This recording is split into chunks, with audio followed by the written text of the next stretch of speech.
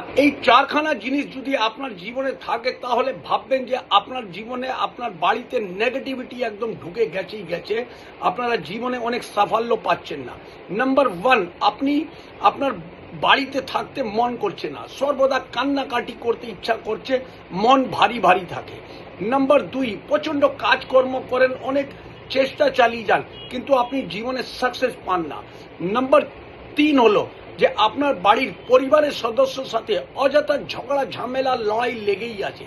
Number চার হলো যে আপনার বাড়িতে পরিষ্কার পরিচ্ছন্ন করছেন, কিন্তু অযথা দেখবেন কোথায় কোথায় দিকে লাল কালো পিঁপড়ে আপনার বেরোতে থাকে। এই চারটে লক্ষণ যদি থাকে তাহলে ভাববেন যে আপনার বাড়িতে নেগেটিভিটি একদম ঢুকে গেছে। তার জন্য একটা সহজ উপায় করবেন, রোজ সকালবেলা উঠে স্নান আদি করার পর কর্পূর জ্বালাবেন, তার মধ্যে সামান্য একটু হলদে সর্ষে দিয়ে সব ধোঁয়াটা সব ঘরে দিন, আপনার বাড়ি থেকে নেগেটিভিটি বেরিয়ে যাবে।